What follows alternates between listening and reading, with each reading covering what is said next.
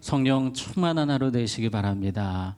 우리가 로마서를 보고 있습니다. 이 로마서는 총 16장으로 되어 있습니다.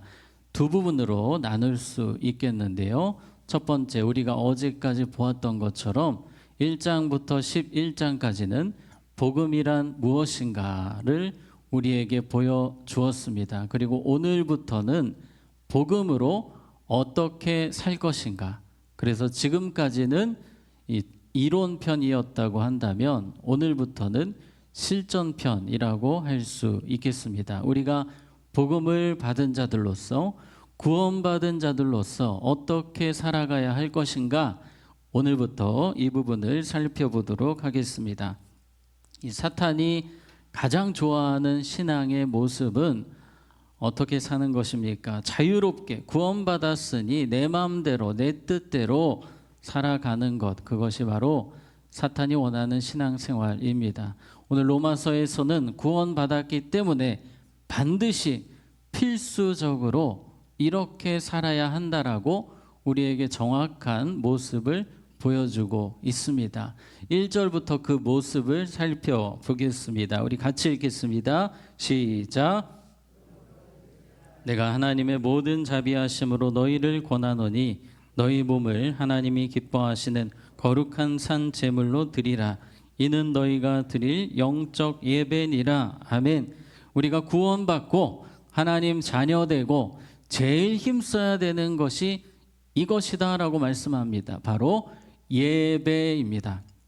하나님은 우리를 구원하시고 예배하는 자로 세워 주셨습니다. 그래서 우리가 교회에서 드리는 이 공예배가 너무나 중요합니다. 예배를 사모하고 예배 중심으로 살아가야 합니다. 이것이 우리의 삶의 목적이고 방향이기 때문입니다. 자, 계속해서 1절에 보면 이런 표현이 있습니다. 거룩한 어떤 제물? 산 제물로 드리라. 살아있는 제물입니다. 당시 구약 시대에서는 죽은 제물을 하나님께 드렸어요. 그런데 우리에게는 산 제물을 드리라는 것입니다. 이 말은 매일의 삶이 살아있는 예배의 삶이 되라는 것입니다. 나의 일상이 예배가 되게 하라는 것입니다. 우리는 보통 이 경계를 지어 놓습니다. 예배가 마치면 마치 내 마음대로 살아도 되는 것처럼 우리가 착각할 때가 있지만, 하나님은 우리가 예배가 마치고 그 뒤에도 예배의 삶을 계속해서 살기를 원하십니다. 그래서 우리 자녀들에게 가장 안 좋은 모습 중에 하나가 부모님들이 같이 아이들과 예배를 드리고 집으로 가면서 막 부부싸움을 막 하는 거예요. 이런 자녀들이 무엇을 보겠습니까? 아, 예배란 이것이구나. 예배가 마치고 그냥 마음대로 하면 되는구나. 우리는 그러한 삶이 아니라, 예배뿐만 아니라 우리의 삶이 주님 앞에, 따라해 보겠습니다. 올려드리는 삶.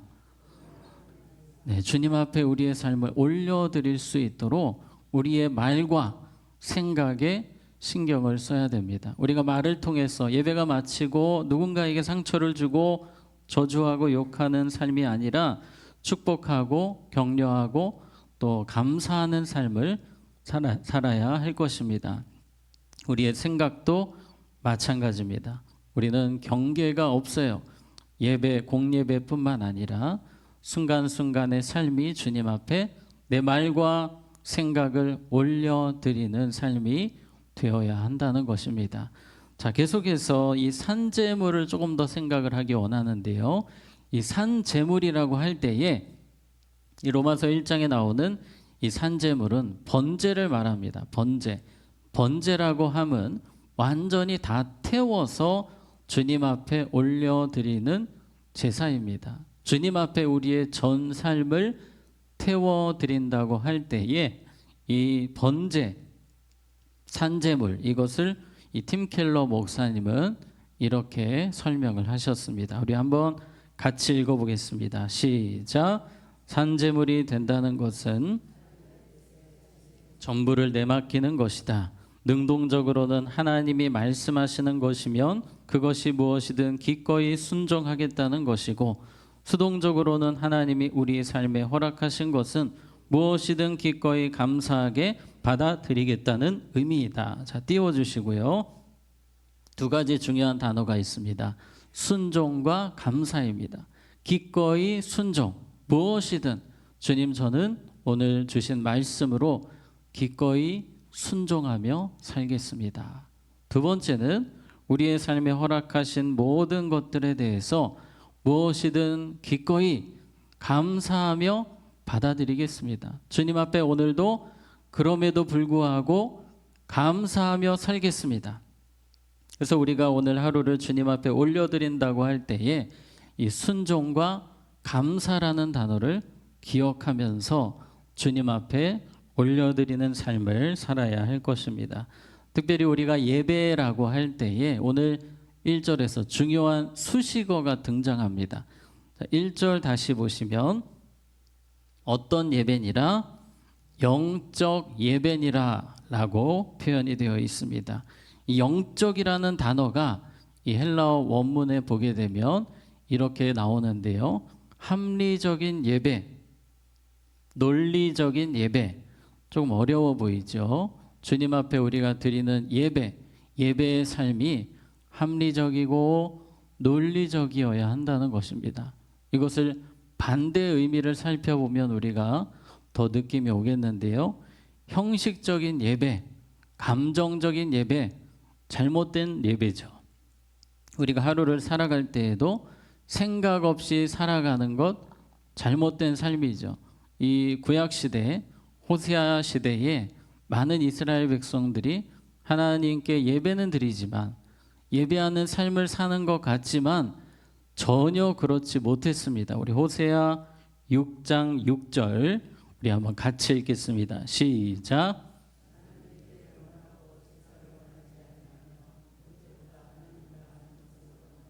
아멘. 하나님이 원하시는 것은 무엇입니까? 인애를 원하고 사랑하는 삶을 더 원하신다는 거예요.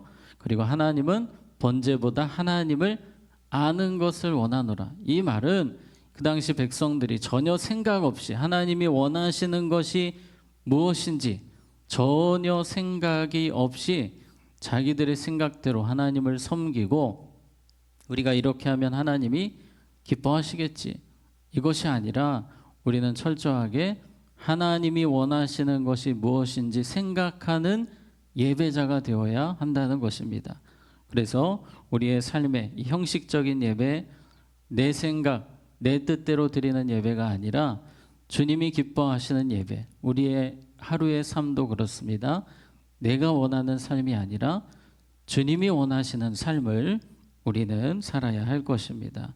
특별히 우리가 주님 앞에 내 삶을 온전히 올려드린다고 할 때에 죽이는 것입니다. 내 삶을 죽이면서 예수님께서 이 땅에 오셔서 하나님의 뜻에 완전히 굴복하며 사셨던 것처럼 우리도 하루를 살아갈 때 내 뜻과 내 생각을 꺾어서 주님이 원하시는 삶을 살도록 우리는 기도하며 힘쓰며 살아야 합니다.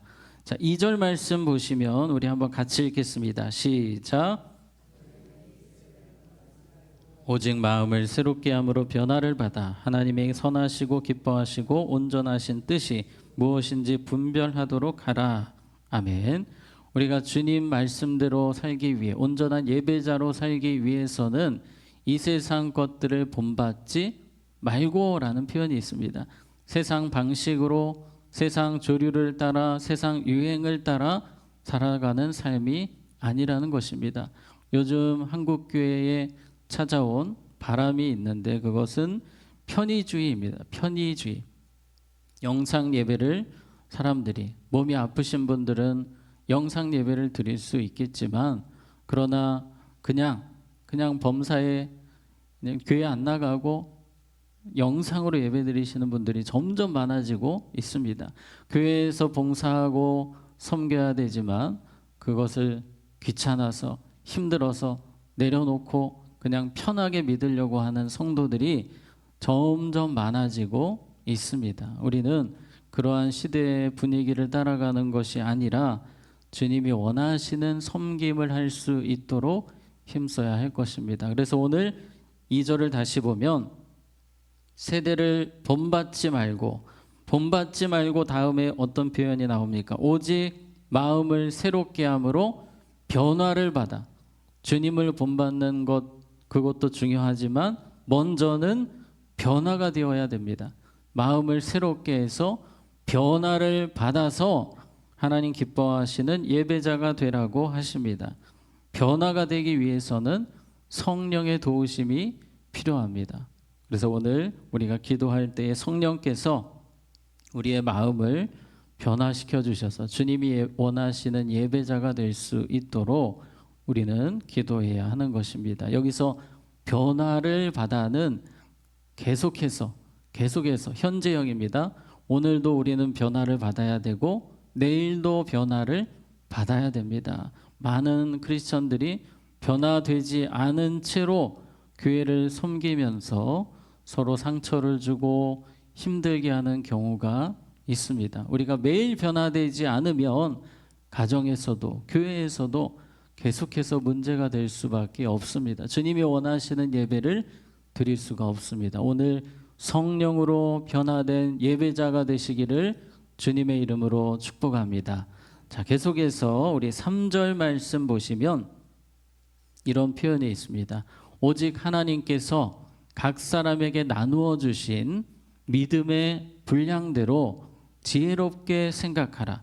자, 믿음의 분량대로라는 표현이 있어요. 믿음의 분량대로 지혜롭게 생각하라. 조금 어려운 표현 같은데 첫 번째는 교만하지 말고 자만하지 말고, 두 번째는 자신을 너무 비하해서 생각하지 말고 우리는 하나님의 딸이고 아들, 하나님의 귀한 자녀들 아닙니까? 이러한 부분들을 기억하고, 세 번째는 주님께서 맡겨주신 은사, 믿음의 분량, 하나님께서 각자에게 맞게 맡겨주신 믿음의 분량, 은사들이 있는데 그것으로 교회를 잘 섬기라는 것입니다. 그래서 계속해서 나오는 말씀이 6, 7, 8절입니다. 자, 6, 7, 8절 같이 읽겠습니다. 시작. 각각 다르니 혹 예언이면 믿음의 분수대로, 혹 섬기는 일이면 섬기는 일로, 혹 가르치는 자면 가르치는 일로, 혹 위로하는 자면 위로하는 일로, 구제하는 자는 성실함으로, 다스리는 자는 부지런함으로, 긍휼을 베푸는 자는 즐거움으로 할 것이니라. 아멘. 하나님께서 주신 은사를 가지고 교회에서, 가정에서 잘 섬기는 자가 되라 말씀하십니다. 예배하는 삶이란 잘 섬기는 것입니다. 교회에서 잘 섬기고 가정에서 잘 이렇게 섬기는 삶을 살아가라는 것입니다. 자, 말씀을 정리하겠습니다. 오늘 우리가 구원받은 자로서 예배자로 살아가라고 제가 말씀을 드렸습니다. 그림을 하나 보시면 1번 우리 한번 같이 읽겠습니다. 시작. 네, 번제의 삶, 주님 앞에 온전히 올려드리는 두 가지 단어가 있었습니다. 순종과 감사, 기꺼이 순종하고 기꺼이 감사하는 번제의 삶. 이제 두 번째 계속 나옵니다만, 기꺼이 순종과 감사의 삶을 살아가며 하나님 보시기에 어떤 예배자? 합리적인 예배자. 합리적이라는 것은 생각을 하는 거예요. 주님이 기뻐하시는 것을 생각하며, 그냥 내 방식이 아니라 주님이 원하시는 것을 오늘도 생각하며 주님 기쁨 되기 위해 힘쓰는 예배자. 자, 3번 같이 읽겠습니다. 시작. 주어진 은사로 교회를 열심히 섬겨야 합니다. 아멘. 예배자는 섬기는 자입니다. 겸손하게 주어진 은사로 믿음의 분량대로 삶의 자리에서 열심히 섬기는 삶이 바로 예배의 삶입니다. 이러한 예배의 삶을 날마다 살아가는 여러분 되시기를 주님의 이름으로 축복합니다. 함께 기도하겠습니다. 하나님 아버지, 우리를 구원하여 주시고 하나님 자녀 삼아 주셔서 감사합니다. 하나님의 자녀로서 복음의 은혜를 받은 자들로서 이제 복음에 합당한 예배자의 삶을 살게 하여 주시옵소서. 우리의 삶을 날마다 주님 앞에 온전히 태워서 올려드리는 번제의 삶을 살게 하시고 모든 삶의 자리에서 순종과 감사를 기억하는 삶을 살게 하여 주시옵소서. 내가 원하는 삶의 방식이 아니라 주님이 원하시는 삶의 방식으로 살게 하시고 주님이 기뻐하시는 예배자가 되게 하여 주시옵소서. 겸손하게 하시고 주어진 은사로 교회를 가정을 아름답게 섬겨가는 우리 모두가 되게 하여 주시옵소서. 반주로 섬기시는 권사님 가정을 평안과 주님의 사랑으로 붙드셔서 예수님 사랑으로 충만한 가정 되게 하여 주시옵소서. 환우분들 한 분 한 분 능력의 손 얹어 치료하여 주시고 회복의 역사, 치유의 역사가 오늘 이 새벽에 있게 하여 주시옵소서. 우리 수험생들 마음을 붙들어 주시고 평안함과 담대함과 하나님의 지혜로 건강으로 체력으로 붙들어 주시옵소서. 앞길을 열어 주시옵소서. 예수님의 이름으로 기도하옵나이다. 아멘.